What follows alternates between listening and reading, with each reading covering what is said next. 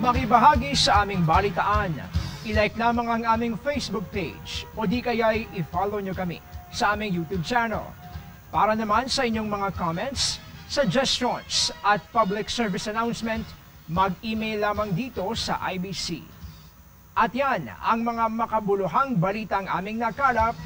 Kaibigan, 71 araw na lamang po at Pasko na. Muli kaming magbabalik sa Lunes. Maraming salamat, Pilipinas. Ako po si Brian Castillo at ito ang IBC Tutok 13. Kaibigan ng bayan, kaibigan ng katotohanan.